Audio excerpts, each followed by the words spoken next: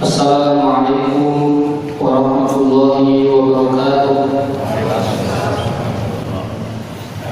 Alhamdulillah hamdan katsiran thayyiban mubarakan fihi kama yuhibbu rabbuna wa yardah. Wa sallallahu ala Muhammadin wa ala alihi wa sahbihi ajma'in. Asyhadu an la ilaha illallah wa asyhadu anna Muhammadan abduhu wa rasuluh. Allahumma la ilma lana illa ma 'allamtana. Allahumma anfa'na bima 'allamtana wa zidna ilman. Qala Allah ta'ala fi kitabihil karim, a'udzu billahi minasyaitonir rajim. Wa dzakir fa inna dzikra tanfa'ul mu'minin. Ikhwan wal akhwat, a'azakumullah. Alhamdulillah di malam hari ini kita dipertemukan kembali oleh Allah Subhanahu wa taala di pertemuan perdana setelah Ramadan. Kajian ini sudah rutin. Kita sedang membahas salah satu kitab yang ditulis oleh ulama besar yang meninggal di tahun 751 Hijriah. Beliau bernama Ibnu Qayyim al-Jauziyah, sahabat karibnya Ibnu Katsir yang menulis tafsir Ibnu Katsir. Beliau juga murid Ibnu Taimiyah. Di dalam pembahasan kitabnya, judul kitabnya ada Wadawa, yang tentang obat, tentang penyakit hati dan obat. Ini sudah dibahas dari beberapa pertemuan tentang hati dan tentang pentingnya membahas masalah ini. Kita akan masuk ke pembahasan tema yang baru, yaitu tentang bahaya dosa. Jadi kalau kita berdosa, itu dampaknya kemana aja? Ikhwan dan akhwat, na'azakumullah, setiap kita ini punya salah, setiap kita ini berdosa, tidak ada yang bersih. Karena kata Nabi SAW, kullu bani Adam khata'un wa khairu khata'ina at-tawwabun. Setiap bani Adam punya kesalahan, dan sebaik-baik orang yang punya kesalahan dia yang bertaubat. Namun di antara mereka yang melakukan kesalahan, ada yang mereka senang dengan kesalahan, kemudian menjaga kesalahan-kesalahan itu dan kemudian melestarikannya. Ada juga yang dia tidak suka dengan kesalahan, ya dia khilaf, kemudian dia bertaubat kepada Allah Subhanahu wa taala. Maka kata Allah dalam Al-Qur'an, innamat taubatu 'alal ladzina ya'maluna, mereka adalah alladzina ya'maluna su'an. Mereka adalah orang-orang yang taubat, yang bertaubat itu adalah orang-orang yang melakukan kesalahan, kemudian mereka langsung mohon ampunan kepada Allah Subhanahu wa taala. Di antara manusia ada yang lemah dalam beberapa hal. Misal ada imannya sedang lemah dalam satu perkara, tapi dia segera bertaubat kepada Allah Subhanahu wa taala dan Allah ampuni. Namun ada juga manusia yang dia senang dengan maksiat. Dia tidak suka melalui hatinya kecuali dengan maksiat. Setiap maksiat dia coba, kemudian dia lakukan. Ini manusia-manusia yang nanti hatinya semakin rusak. Tapi kalau orang-orang yang dia berbuat salah, tapi kemudian segera bertaubat kepada Allah Subhanahu wa taala, dia diampuni. Di zaman Rasul ada seorang sahabat namanya Ibnu Yasar. Ibnu Yasar ini suatu hari pernah mencium seorang sahabiah, mencium wanita.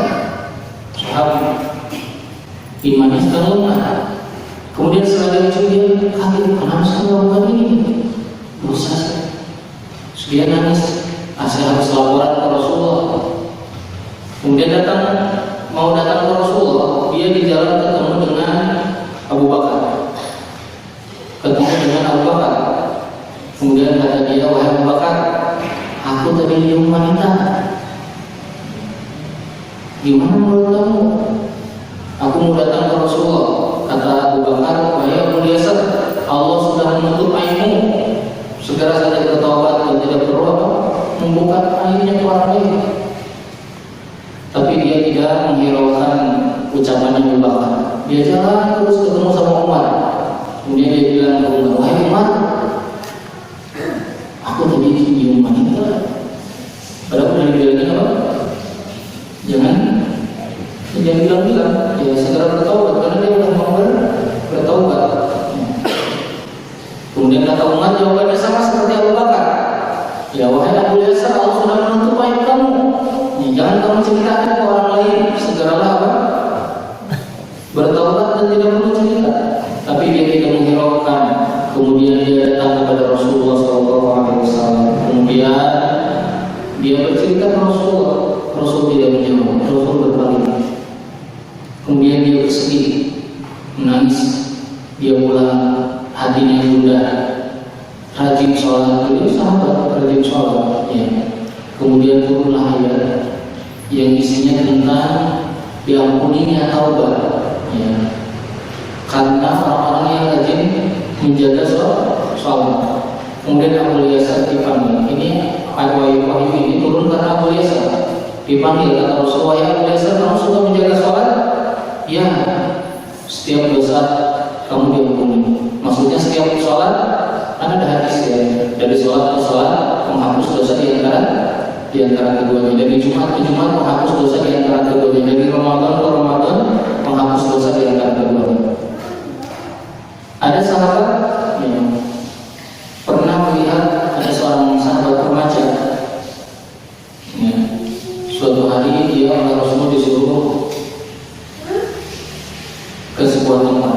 Ya, wahai fulan, wahai gulam, anak remaja, yang pergi ke sana, disuruh oleh Rasulullah. Dia berjalanlah ke sana, kemudian dia lagi jalan, anak remaja yang memang kanan yang kiri. Ya, lagi jalan yang kanan, jadi samping kanannya ada rumahnya seorang sahabi ya, dan pintunya terbuka dan sahabianya lagi buka kerudung, buka hijab, buka jilbab. Kelihatan namanya rambutnya. Si gulam ini langsung menunduk dan dia nangis. Kata dia, astagfirullah, aku lihat aurat. Aku ini pendosa. Ada dia apa? Ya rambut, ya rambut kita biasa di Indonesia. Lihat rambut, kemudian dia menunduk dan nangis. Kemudian kata dia, wah aku sudah berdosa banyak.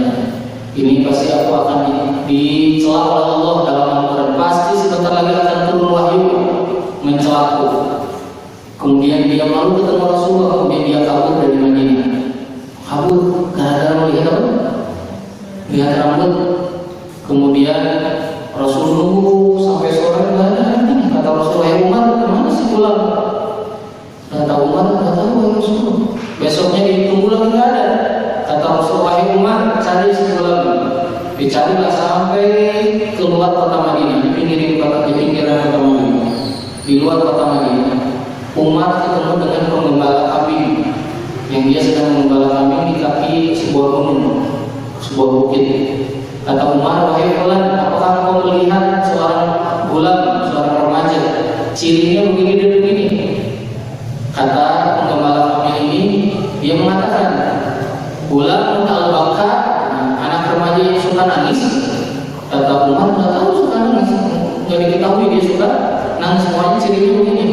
Kata pengembala itu, di atas sana ada gua, di atas sana ada seorang anak remaja berdua hari ini nangis terus. Dia turun itu kalau lapar minta susu dari kambing. Baru dia naik lagi dan nangis lagi. Umar naik ke atas, sampai di atas ada si gulam itu. Si gulam itu lagi nangis. Kemudian disapa oleh Umar, assalamualaikum. Dia langsung mendengar suara Umar dan menjerit. Kemudian dia melihat nengok ke Umar, kemudian dia mengatakan, wahai Umar, sudah turun wahyunya. Kata Umar, wahyu apa? Tidak ada wahyu apa? Pasti sudah turun ya, celah untukku. Aku penghuni neraka ya. Kata Umar, ada apa? Kemudian dia bilang, aku nggak mau ketemu Rasulullah, aku mau. Kemudian akhirnya dipaksa oleh Umar, digendong oleh Umar, dibawa ke Rasulullah SAW. Kemudian dia menceritakan di depan Rasulullah dan Rasul mendoakan dia. Dan dia meninggal di depan Rasulullah SAW. Ada orang-orang yang lemah di satu sisi, dua sisi. Ya, zaman Rasul ada sahabat namanya Abu Mihjan Al-Thaqafi. Ada yang pernah dengar? Abu Mihjan Al-Thaqafi, sahabat Nabi yang diuji oleh Allah SWT, lemah dalam urusan apa? Menghadapi minuman keras. Dia peminum pemabuk. Saking senangnya dengan minuman Arab, dia ini sampai bikin syair, sampai bikin pesan ke keluarganya, kalau aku mati, kuburkan aku di dekat tempat penyimpanan Arab, agar kalau aku mati, ya walaupun aku mati, aku masih bisa mencium baunya Arab. Dia sahabat sahabat yang paling banyak dicambuk, karena tiap Ibnu Arab dicambuk, dihukum, ya, dicambuk, Ibnu Arab cambuk lagi, nggak kuat dia, diuji oleh Allah di sisi itu. Ya. Kemudian suatu hari di zaman Umar bin Khattab, waktu itu sedang penaklukan Qadisiyah, dipimpin oleh Sa'ad bin Abi Waqqas. Islam sudah masuk ke Qadisiyah, ya. Kemudian berada di Qadisiyah, Islam dikepung oleh orang-orang Romawi. Si Abu Minjan ini sahabat radhiyallahu anhu, dia sahabat itu selama sahabat di satu sisi, dia kuat di sisi yang lainnya. Abu Minjan Al-Thaqafi ini, ya, dia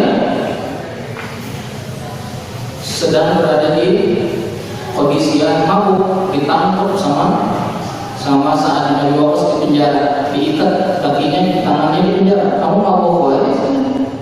Ya. Ayo, ini lagi perang, ditangkap, disimpan. Kemudian akhirnya apa? Suatu hari dia lagi ditangkap, lagi ditahan. Terjadi pertempuran berat di luar, Islam terkepung. Ya. Di antara sahabat yang jauh dalam berperang siapa? Dia yang diikat itu, yang ditangkap itu, yang mabuk. Abu Minjan di rumahnya, jadi ditahannya di rumahnya Sa'ad bin Abi Waqqas. Sa'ad bin Abi Waqqas, ya, lagi mimpin peperangan, dia lagi sakit, tidak turun, tidak bawa kudanya, dia mimpin aja. Ya. Kemudian Sa'ad bin Abi Waqqas, ya, dia duduk di tendanya dan melihat pertempuran sangat sengit, umat Islam sudah mulai berat, dan Abu Minjan mendengar suara teriakan dan pedang-pedang yang bertebaran di dalam pertempuran. Kemudian Abu Minjan nggak kuat, ingin terjun perang. Kata Abu Minjan, wahai istri Sa'ad yang usah lewat. Wahai istri Sa'ad, lepaskan aku. Aku berjanji demi Allah, kalau aku dilepaskan, ya, aku akan membantu kaum muslimin. Setelah selesai aku akan balik lagi ke sini. Ikat lagi aku janji. Kata istrinya Sa'ad bin Abi Waqqas, kamu janji. Tapi pinjamkan aku kuda dan tamengnya siapa? Sa'ad. Akhirnya dipinjamkan kudanya Sa'ad bin Abi Waqqas, namanya Al-Balqa. Ya. Kemudian dipinjamkan pedang dan tamengnya. Kemudian dia naik kuda. Sa'ad bin Abi Waqqas lagi di tenda, lagi mimpin perperangan. Tiba-tiba ada seorang laki-laki naik kuda yang sangat kencang. Ya, kemudian dia menerobos ke kawanan barisan pasukan kafir. Kemudian dia menghancurkan mereka, dia membabat habis. Sa'ad bin Waqqas kaget, ini siapa pejuang ini? Tidak kelihatan wajahnya ditutup. Kata Sa'ad bin Waqqas, hei sahabat, ke teman-teman yang di situ, ini seandainya Abu Minjan tidak di penjara, pasti orang itu Abu Minjan. Tapi kan Abu Minjan di penjara, ya. Dan ya, itu kudanya bukan kuda Abu Minjan, itu kuda Balqa, seperti kuda kuda. Padahal benar kudanya beliau. Kemudian dia bertempur, setelah dia menang, setelah dia memukul mundur orang-orang kafir, kemudian dia pulang ke rumahnya Sa'ad, dia minta diikat lagi. Beres perang, Sa'ad bin Waqqas pulang ke rumahnya. Kemudian kata istrinya, gimana wahai suamiku peperangan hari ini?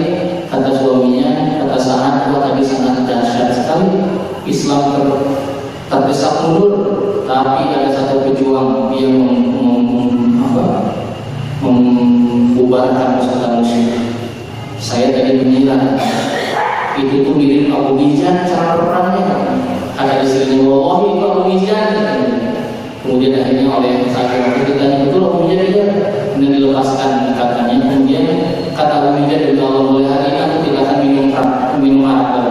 Jadi apa pelajaran dari tiga kisah tadi? Kisahnya siapa? Bulan, kisahnya sahabat yang apa tadi? Abu Yasir, kemudian yang ketiga Abu Minjan.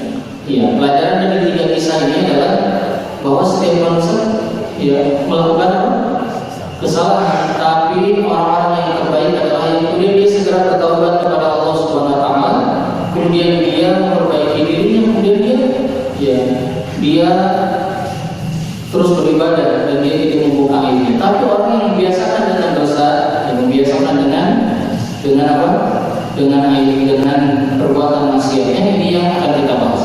Maka Ibnu Qayyim al-Jauziyah mengatakan, ya, Di antara bahayanya dosa, adalah yang pertama, kita bahas aja dosa. Banyak puluhan bahaya dosa bagi diri kita.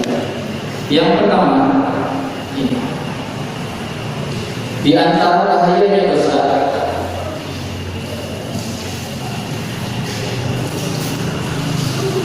yang pertama adalah tazra'u amsalaha wa yuwalladu ba'daha ba'dun. Yang pertama adalah dosa itu bisa menghasilkan, membuahkan dosa yang lainnya. Dosa itu, kata Ibnu Qayyim al-Jauziyah, kalau kita lakukan maka akan menghasilkan dosa yang lainnya. Ya. Dan dosa yang lainnya akan menghasilkan dosa yang lainnya lagi. Dan kalau ini sudah terjadi diulang-ulang, maka akan menjadi apa? Kebiasaan. Akan menjadi kebiasaan. Kalau sudah biasa, tidak merasa lagi berbuat dosa. Ini bahaya dosa yang pertama. Kita bahas. Saya ulangi lagi, bahaya dosa yang pertama adalah dia akan melahirkan apa? Melahirkan dosa-dosa yang lainnya. Akan melahirkan dosa-dosa yang lainnya. Berbohong akan melahirkan kebohongan yang lainnya. Ya. Orang misalnya kata Nabi dan sebuah riwayat, saya lupa riwayatnya, la yazalu nas yu'akhiru sholat, tidaklah seseorang mengakhirkan sholat dan dia terus-terusan begitu sampai akhirnya Allah jadikan dia menjadi manusia yang biasa mengakhirkan sholat. Ya, maka kalau ada orang yang mengakhirkan sholat tidak merasa berdosa, dia sudah menjadi apa? Kebiasaan. Itu bahaya. Diingatkan sudah mengapa? Biasa saya begini. Ya. Kata Nabi, ya, iyyakum wal kadzib, jauhilah oleh kalian perbuatan bohong. Ya. Karena kalau orang sudah setiap hari berbohong, maka dia akan dicap di sisi Allah SWT sebagai pendusta. Dan dia sudah menjadi bohong. Ini bahaya sekali. Ya. Setiap maksiat dan maksiat yang kita lakukan harus menghasilkan maksiat yang lain. Dan kalau kita sudah menjadi biasa dengan maksiat itu, kita tidak ingatkan bahwa itu perbuatan dosa. Misalnya, misalnya LGBT. Jadi seperti bukan maksiat, seperti apa? Yang bahkan bilangnya ini fitrah manusia, jadi berubah. Padahal kalau ikhwan dan akhwat, ibu bapak baca di Al-Quran, Allah Subhanahu wa Ta'ala menyebutkan tentang dosa homoseksual itu berbeda dengan dosa berzina. Kalau berzina Allah menggunakan kalimat fahisyah, tidak menggunakan alif lam. Ya, innahu kana fahishatan. Sesungguhnya zina itu kana fahishatan. Fahisyah perbuatan keji, tidak ada alif lamnya, fahisyah. Tapi ketika Allah menyebutkan LGBT atau homoseksual, Allah mengatakan innakum la ta'tuna rijala syahwatan min duni nisa, innahu apa? La ta'tuna al-fahishata, kamu sekalian sungguh la ta'tuna al-fahisyah. Tahu apa tadi? Zina itu fahisyah. Kalau ini pakai apa? Alif dan lam, al-fahisyah. Apa artinya? Di dalam ulumul Quran disebutkan kalau ada nama atau jenis kemasukan alif lam, maka artinya apa? Artinya segala sesuatu yang berkaitan sama itu ngumpul di situ. Segala bentuk kekejian itu ada pada diri itu. Berarti kalau homoseksual itu dosa, yang semua kekejian ada ngumpul di situ. Maka Allah mengatakan la ta'tunal fahisyah, pakai alif lam. Karena dosanya sangat berat. Tapi kalau sudah jadi biasa, ya enggak, biasa aja. Ya. Saya pernah tahu ada orang yang sampai deklarasi di media sosial bahwa dirinya sudah gay sekarang, dan dia menyatakan sudah punya pacar dan akan menikah. Pacarnya laki-laki yang berarti. No, kenapa? Karena dosanya sudah sering ini bahaya dosa. Dosa kalau sekali dilakukan, dia biarkan, dia tidak segera bertobat, dia akan nambah dengan maksiat yang lain. Kalau terus-terusan begitu, dia akan menjadi sebuah kebiasaan dengan maksiat. Ya. Orang sudah biasa, misalnya apa? Meninggalkan sholat, biasa. yang sholat. Orang sudah biasa berkata kasar, biasa jadi sebuah kebiasaan. Ini yang pertama. Kemudian yang berikutnya, di antara akibat daripada dosa, bahwa dosa bisa melemahkan hati dan mematikan diri kita ini dari mau bertaubat. Hati jadi lemah dan kita ini jadi malas bertaubat. Orang kalau sudah terbiasa dengan berbuat dosa, hatinya jadi lemah, hatinya tidak lembut lagi. Orang yang sudah biasa berbuat dosa, dibacakan ayat Al-Quran, dikasih tahu nasihat, biasa. Bahkan dia tidak suka mendengarkan tausiah dan nasihat, perkataan-perkataan yang baik dari hadis Nabi. Dia tidak. Kalau dikatakan disebutkan dalam Al-Quran, misalnya فَمَنْ يَعْمَلْ مِثْقَالَ ذَرَّةٍ خَيْرًا يَرَهُ وَمَنْ يَعْمَلْ مِثْقَالَ ذَرَّةٍ شَرًّا يَرَهُ. Kenapa hatinya lemah? Hatinya menjadi lemah dan dia tidak ada lagi keinginan untuk bertaubat pada Allah Subhanahu wa taala. Dan kalau orang sudah tidak mau bertaubat, sudah ini akhir daripada kehidupan atau awal daripada kehancuran seseorang. Saya pilih-pilih banyak sekali puluhan. Berikutnya, di antara bahaya daripada dosa membuat seseorang menjadi lemah dalam beribadah. Orang kalau rajin berdosa, dia lemah dalam beribadah. Ibnu Qayyim dalam kitab ini juga menjelaskan, di sini dijelaskan, kitab ini juga menjelaskan bahwa di antara ciri orang kalau hatinya sudah sakit dan dia banyak berdosa, dia tidak nikmat lagi sholat, tidak nikmat lagi baca Al-Quran, tidak nikmat lagi qiyamul lail, bahkan mungkin tidak bisa qiyamul lail, tidak nikmat lagi saum, tidak nikmat lagi bersedekah, tidak ada rasanya nikmat duduk di majelis ilmu. Kalau di tempat maksiat dia senang duduk. Jadi sudah tidak ada rasa nikmat beribadah kepada Allah Subhanahu wa taala, tidak ada rasa khusyuk beribadah kepada Allah Subhanahu wa taala. Maka sebagian ulama mengatakan kalau ingin tahu kita yang lagi banyak dosa atau tidak, rasakan dalam ibadah kita. Dulu Abu Bakar As-Siddiq lagi bersama Rasul, Abu Bakar bersama Rasul. Abu Bakar ini manusia paling soleh di antara umatnya Nabi Muhammad. Dalilnya ada dalilnya. Dalilnya apa? Kata Nabi, asdaqu hadhihi ummah Abu Bakar. Orang yang paling siddiq dari umat itu adalah Abu Bakar. Dalam dalil lain kata Nabi bahwa seandainya umatku melakukan perbuatan berinfak sebesar gunung Uhud tidak bisa menandingi amalnya Abu Bakar As-Siddiq. Dan Abu Bakar nanti akan masuk surga dari umatnya Nabi Muhammad SAW pertama. Abu Bakar dan dijamin masuk surga. Ada hadis sahih dari Bukhari dan Muslim dari Abu Musa Al-Asy'ari. Ada 10 sahabat yang dijamin masuk surga tersebut. Abu Bakar, kemudian Umar, kemudian Utsman, kemudian Ali, kemudian berempat Sa'ad bin Abi Waqqas, Thalha, Zubair bin Awwam, terus Sa'id bin Zaid, Abdurrahman bin Auf. Yang ke-10 ini ada perbedaan pendapat di antara para ulama. Ini orang-orang yang dijamin masuk surga. Baik, kita kembali. Abu Bakar As-Siddiq lagi duduk di samping Rasulullah. Ini manusia paling sudah dijamin masuk surga, sudah disebutkan di Al-Quran. Lagi duduk di samping Rasulullah. Tiba-tiba datang orang-orang Yaman, duduk di dekat Rasulullah. Kemudian dibacakan Al-Quran. Kemudian orang-orang Yaman ini menangis. Mereka menangis. Dibacakan Al-Quran menangis. Kemudian kata Abu Bakar As-Siddiq, sungguh kami dulu begini suka nangis waktu hati kami tidak keras. Yang bilang begini siapa? Abu Bakar As-Siddiq. Gimana kalau orang melihat kita? Kita dibilang apa? Abu Bakar mengatakan hatinya lagi keras sehingga tidak bisa jadi nangis, tidak bisa nangis kalau dibacakan Al-Quran. Kita bukan hanya tidak bisa nangis, kita tidak bisa mendengar Al-Quran. Dibacakan Al-Quran kita tidak mendengarkan, tidak tahu apa yang dibacakan, tidak mengerti apa yang dibacakan, bahkan tidak memperhatikan bacaan Al-Quran. Setiap hari dibacakan surat Al-Fatihah sampai hari ini kita tidak mengerti kenapa ayatnya, bunyinya. Iya karena berdua, iya karena nasta'in. Ya, kenapa ada perintah ihdinas siratal mustaqim? Padahal kita sudah beriman. Ya, ihdinas siratal mustaqim, berikan petunjuk jalan yang lurus, jalannya Islam.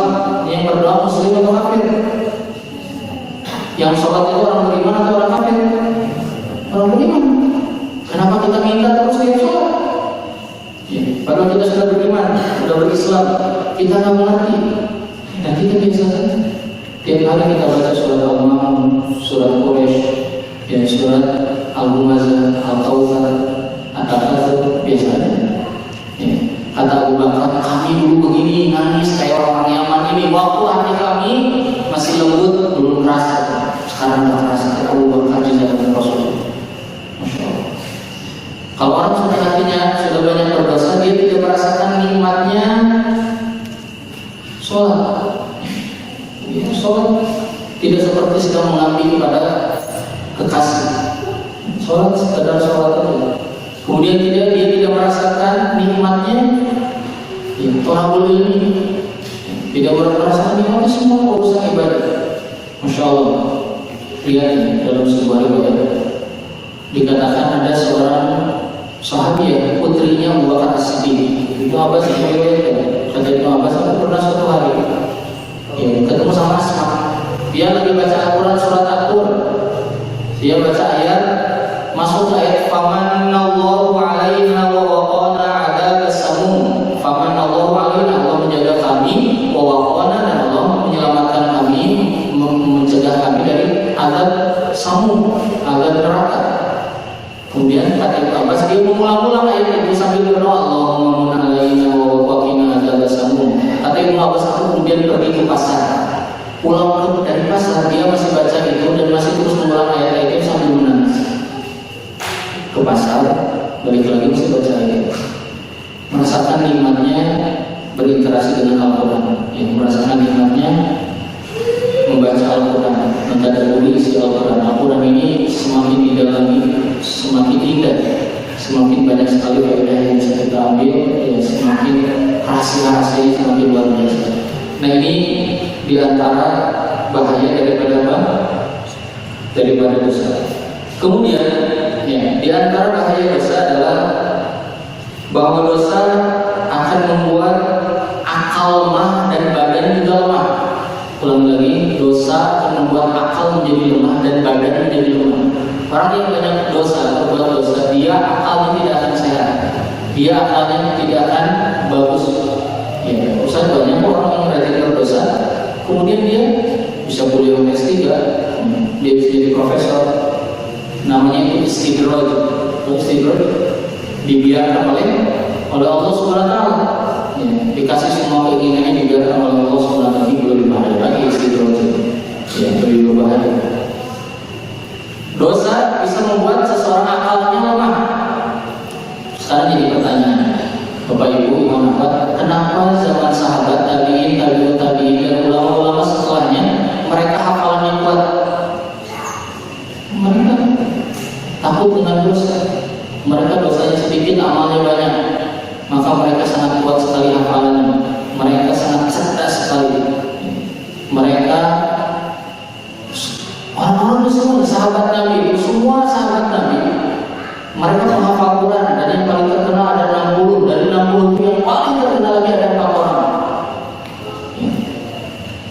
Mereka semua menghafal Quran, dan tabi'in, mereka semua cerdas-cerdas. Coba kita lihat kitab-kitab yang ada sekarang. Bapak Ibu pernah lihat Sahih Bukhari? Sahih Bukhari itu Sahih Imam Bukhari yang hafal hadis jutaan. Beliau menulis kitab Sahih Bukhari ya, dengan hafalannya. Imam Ahmad hafal hadis 1 juta hadis. Beliau menulis kitab Musnad Imam Ahmad. Mana? Masya Allah. Di zaman itu nggak ada Google, nggak bisa nanya kalau ditanya apa-apa, nggak bisa buka file. Ya, semuanya filenya dari mana? Di kepalanya. Kok mereka bisa buat hafalannya? Coba buka hadis-hadis. Aneh kalau buka hadis itu. Bisa buat begitu mirip. Saya ingin ada hadis sahih diriwayatkan oleh Bukhari, ada hadis yang diriwayatkan oleh 7 orang. 1 diriwayatkan oleh Bukhari, 2 diriwayatkan oleh Muslim, 3 diriwayatkan oleh Abu Dawud, 4 diriwayatkan oleh Tirmidzi, 5 oleh Nasa'i, kemudian kemudian 6 oleh Ibnu Majah, 7 misalnya oleh Imam Ahmad. 7 riwayat ini isi hadisnya sama persis plak seperti itu. Orang yang menukarnya beda-beda. Gimana caranya? Bisa sama gitu, kalimatnya bisa sama, nggak ada bedanya. Dan maka titik komanya itu bisa sama. Ini kuat. Imam Syafi'i salah satu orang yang takut dengan dosa. Satu hari Imam Syafi'i merasa lemah.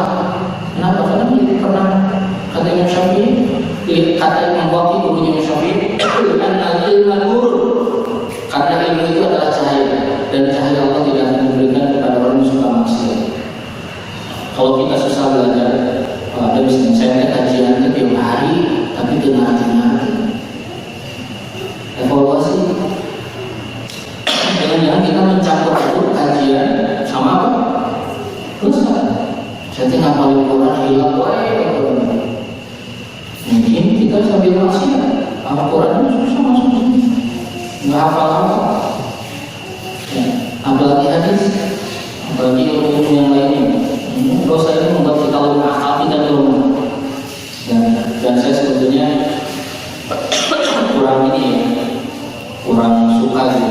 Kondisi sekarang serba teknologi itu bermanfaat, tapi itu juga membuat kita lemah. Orang-orang dulu itu sedikit tulisannya, banyak hafalan yang sedikit. Kita ini sekarang yang apa-apa bukan handphone, terus suatu hari mati di dunia ini. Nah, nggak ada misalnya teknologi, nggak ada fisik, nggak ada, kita hilang kita. Orang-orang dulu semuanya dihafal, ya, semuanya diingat, dan mereka kuat. Kenapa mereka kuat? Karena mereka apa? Karena mereka jarang maksiat. Mereka sedikit maksiat, banyak beramal, banyak beribadah. Yang sedikit maksiat, bukan ya. Kita mah ngaji aja, baru keluar dari ngaji sudah bisa salah menyimpulkannya, memahami materi saja kita bisa keliru, ya, bukan hanya menghafalnya. Nah, maka ini evaluasi bagi diri kita semuanya. Jangan saya banyak maksiat, ya, susah dan lemah badannya. Bapak Ibu kan lemah badan itu bukan orangnya misalnya wah gimana kesepean untuk kekal gitu, bukan. Saya mau tanya, ada orang yang badannya kekal, ya, apa perutnya apa, six pack ya, tapi ke masjid berat, ya? Jalan ke masjid jauh kan? Lemah itu badannya. Itu yang dimaksud lemah badan itu. Lemah badannya itu beribadah kepada Allah Subhanahu wa Ta'ala. Kenapa ada sahabat Nabi di zaman Rasulullah yang sanggup sholat qiyamul lail, ya, hatam Al-Quran. Dalam sebuah ayat dikatakan Umar bin Khattab, Utsman bin Affan, mereka selama jadi khalifah senang sekali kalau sholat subuh itu bacanya surat Yusuf, surat An-Nahl, surat Al-An'am, surat Al-An'am, dan surat-surat beberapa surat yang disebutkan. Biasanya surat Yusuf. Satu rakaat baca surat Yusuf. Dan biasa itu dilakukan oleh khalifah dan jamaahnya biasa. Surat di Al-An'am satu surat semua. Surat Yusuf diselesaikan dari Alif Lam Ra sampai ayat terakhir. Cangkel mau? Kenapa mereka kuat-kuat? Karena mereka sedikit maksiat, badannya jadi kuat untuk beribadah kepada Allah Subhanahu wa Ta'ala. Ya, di antara mereka ada yang kuat saum terus-terusan. Di antara mereka ada yang kuat berjihad. Ya, ada sahabat Nabi namanya Ka'ab bin Malik, saudaranya Anas bin Malik. Anas bin Malik ini pembantunya Rasulullah. Ya, pernah jadi pembantu di rumah Rasul selama 10 tahun. Dia jadi pembantu dari usia 10 tahun. Berarti anak kelas berapa? Anak kelas 5 SD sudah jadi pembantu Rasulullah. Dan dia bangga mengatakan dirinya pembantu Rasulullah karena jadi ulama, kan hidupnya sama Rasulullah. Anas bin Malik punya saudara namanya Ka'ab bin Malik, orangnya kecil. Ya, orangnya kecil. Kurus, ya, kecil, lagi perang menaklukkan pasukan Musailamah al-Kadzdzab yang mengaku Nabi palsu. Lagi dikepung, susah dikepungnya. Bentengnya sangat tebal, sahabat kewalahan. Kata Ka'ab, ini harus dibuka dari dalam. Kata orang-orang yang dibuka dari dalam, gimana caranya? Caranya lemparkan aku pakai manjanya ke dalam. Lemparkan aku itu bahasanya nggak masuk akal orang ngomong gitu. Lemparkan pakai ketepel perang gitu, untuk batu gitu. Lemparkan pakai itu ke dalam. Memang di dalamnya kosong, ada orang. Ya, dilemparkan ke dalam. Kata sahabat yang lain, kamu gimana di dalam ada puluhan ribu musuh? Gimana caranya? Kemudian kata sahabat yang lain, gimana caranya kamu mendarat? Mendarat. Ya, ada yang salto bisa tingginya setinggi 20 meter gitu, terus turunan rumah. Kata Ka'ab bin Malik, aku pandai dalam urusan itu, lemparkan saja. Dia dilemparkan ke dalam. Riwayatnya sahih. Ya, banyak dilakukan oleh para ulama dalam berbagai kitab sejarah. Salah satunya dalam Syiar Alaman Imam Al-Hadi. Dilemparkan masuk ke markasnya Musailamah Al-Kadzdzab, ke benteng itu dari disambut oleh ribuan musuh. Dia langsung membabat musuh-musuh itu, kemudian dia menghampiri apa? Mendekati gerbangnya, dia buka gerbangnya. Diriwayatkan dia dikatakan dia selama mendarat sampai dia membuka itu dia membunuh 100 orang. Sampai terbukalah gerbang. Gimana cara mendaratnya? Anaknya kecil, orang kecil, ya, kurus. Ya. Ada orang-orang yang badannya kuat, terlihat oleh mata kita, tapi dia tidak kuat juga. Ya. Sholat yang paling sholat yang paling berat sholat apa? Isya dan sholat subuh. Benar. Ya. Apalagi kalau imamnya baca ayat, wah, masya Allah. Ya. Dikasih 3 ayat akhir surat Al-Baqarah itu udah merasakan banyak. Banyak ini fisiknya berat. Padahal fisiknya kuat. Habis itu dia langsung lari. Ya, lari ke gazebo itu. Dia lari bisa 25 keliling.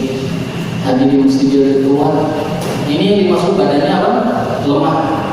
Orang yang banyak maksiat, badannya bisa lemah. Lemah dari beribadah kepada Allah Subhanahu wa taala. Lemah untuk datang ke majelis ilmu. Lemah dari menulis. Bagaimana caranya para ulama dulu menulis?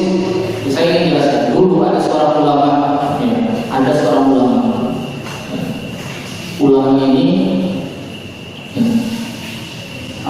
beliau menulis kitab sebanyak 800 jilid. Kebanyakan 800 jilid. Kalau dijajarkan sementara ujung lapangan itu 800 jilid. Gimana nulisnya? Tangannya kuat sekali. Dia kok bisa kuat? Ada orang-orang seperti ini. Kenapa ini terjadi? Karena mereka sedikit maksiat, banyak beribadah kepada Allah. Maka ini jadi pelajaran. Jadi semua materi yang ada dalam buku ini buat kita semua. Kalau kita lagi merasakan malas ibadah maksiat, kita lagi merasakan lemah badan kita lagi banyak maksiat, kita merasakan nggak khusyuk ibadah lagi banyak maksiat, kita merasakan akal kita lemah, berarti kita lagi banyak maksiat. Kalau lagi sedikit maksiat, terus ibadah kita banyak, iman kita lagi naik, kita akan kuat badan kita, ibadah kita bakal kuat, thalabul ilmi kita juga kuat, seperti yang dilakukan oleh para sahabat ridwanullah alaihim. Sering saya ceritakan, dan mereka gemar. Mereka itu orang-orang yang dijaga oleh Allah. Mereka itu obrolan sehari-harinya itu urusan apa? Urusan kebaikan. Jadi karena merasa senang dengan kebaikan, dengan ilmu. Ya, coba di zaman dulu Harun al-Rasyid dan di zaman Yazid, ya, di zaman Harun al-Rasyid itu kalau ketemu sama para tabi'in ngobrolnya, Harun al-Rasyid itu penguasa dunia, bukan penguasa negara. Kerajaan sampai ke Romawi, Persia, semuanya dikuasai oleh Harun al-Rasyid. Ya, dia menguasai di mana-mana. Itu kalau ketemu sama para tabi'in ngobrolnya apa? Ngobrolnya tentang fikih sholat, fikih tayamum, ya, ngobrol. Ini ulama-ulama besar senang aja ngobrol begitu. Negaranya aman, kemana-mana, dia dijaga oleh Allah, dia ilmu juga kuat. Ini yang dimiliki oleh mereka. Kenapa? Karena mereka sedikit maksiat. Baik, satu lagi masih banyak sebetulnya, tapi kita lanjut nanti di pertemuan berikutnya. Baik. Berikutnya, orang yang suka bermaksiat, dia akan masuk ke dalam golongan orang-orang yang terkena laknat dari Rasulullah Shallallahu Alaihi Wasallam.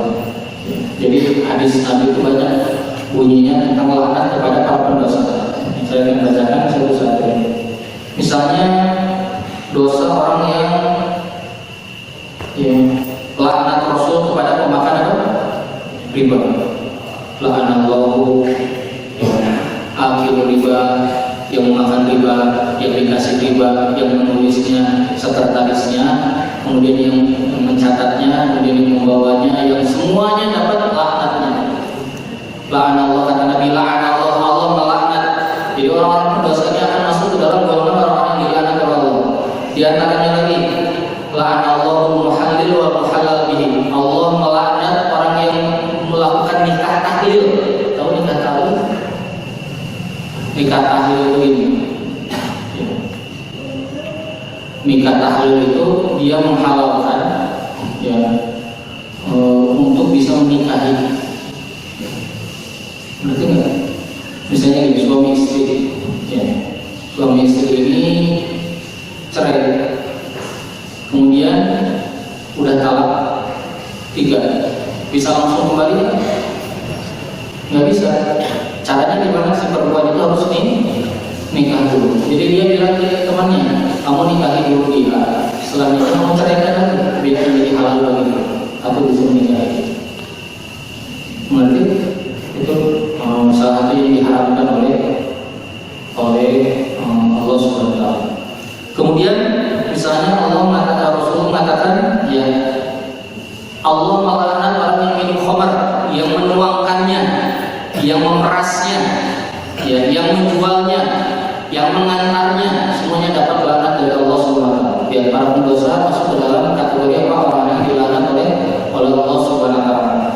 Misalnya la'anallahu man la'ana walidayhi. Allah melaknat orang yang melaknat orang tuanya, mensumpah laknat kepada orang tuanya, ini dilaknat oleh Allah Subhanahu wa taala. Kemudian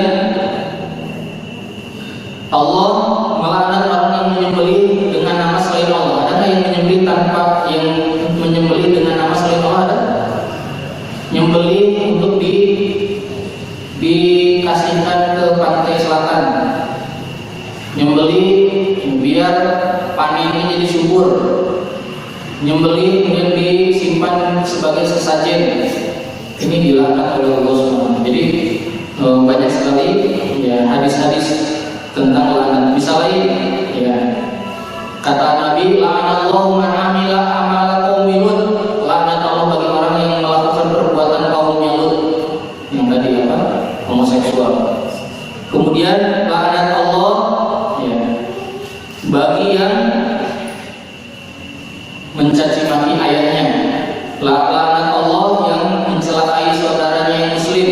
Laknat Allah bagi yang meninggikan kuburannya. Laknat Allah bagi yang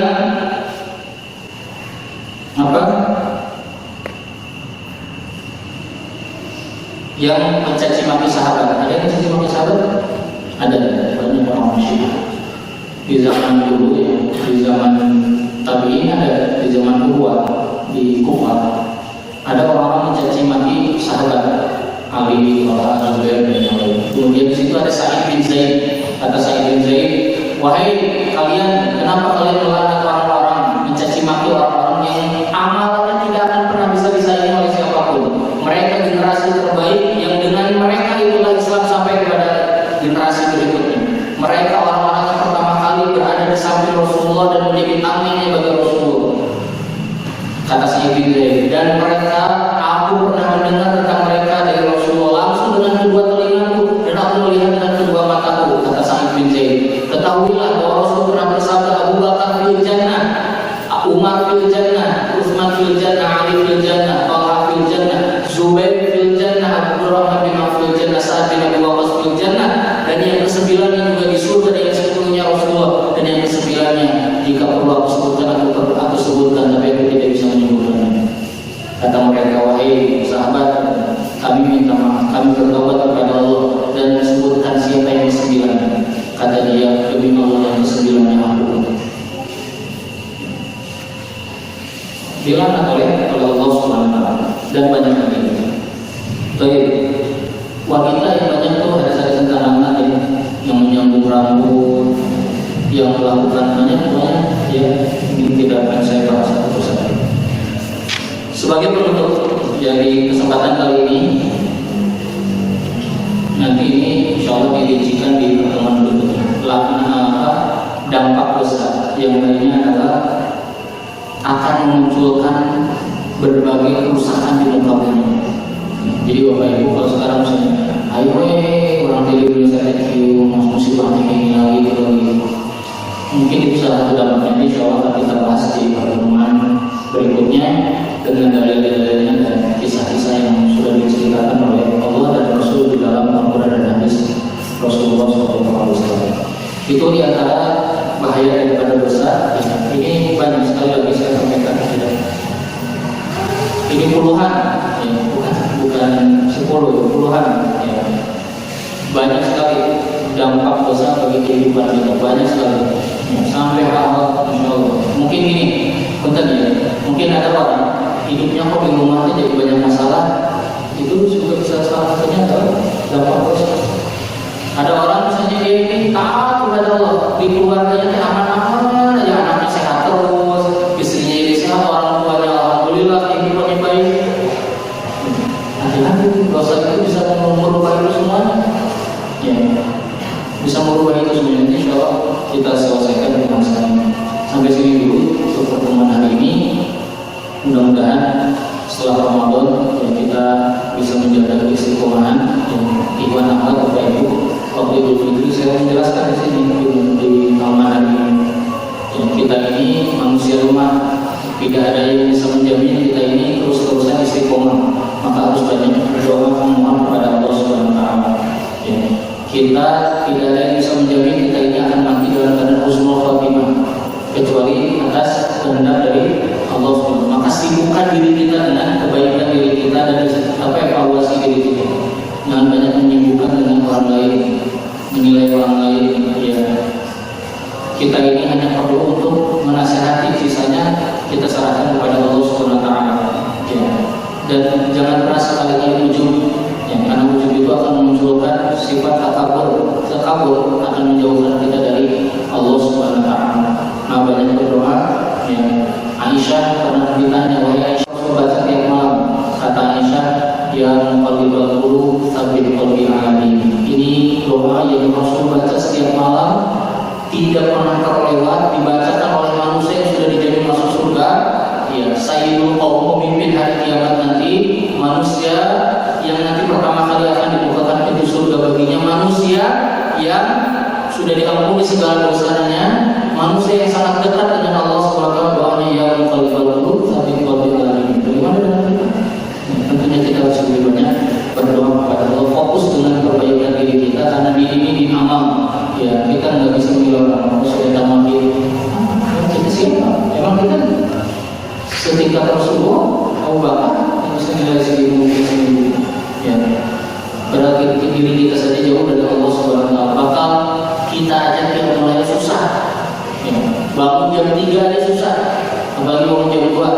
Ya, baca Quran sehari 1 juz aja susah. Terus kita menilai orang lain, penilaian kita nanti di sisi Allah Subhanahu wa taala. Maka para ulama mengatakan, ternyata Ibnu Qayyim mengatakan kedudukan kita di hadapan Allah dilihat dari ketaatan kita di hadapan Allah, bukan dari penilaian manusia, dari dilihat dari ketaatan kita di hadapan Allah Subhanahu wa taala. Demikian yang bisa disampaikan dalam pertemuan hari ini. Mudah-mudahan kita diberikan istiqomah yang terus belajar dan menghatamkan kita yang berharga ini, dan kita semuanya dimudahkan dalam mengamalkan. Kita akhiri dengan doa pertemuan majelis. Subhanallah wa bihamdika, asyhadu an la ilaha illa anta, astaghfiruka wa atubu ilaik. Walhamdulillahirabbil alamin. Wassalamualaikum warahmatullahi wabarakatuh. Ani ibn Abbas, Royatu sallallahu alaihi wasallam saudah waliwa'uhu abyad. Sesungguhnya bendera Rasulullah Shallallahu Alaihi Wasallam itu warnanya putih dan panjinya berwarna hitam. Dalam kemudian hadis yang lain dikatakan maktubun alaih la ilaha illallah Muhammadur Rasulullah, bahwa sesungguhnya tertulis di dalamnya la ilaha illallah Muhammadur Rasulullah.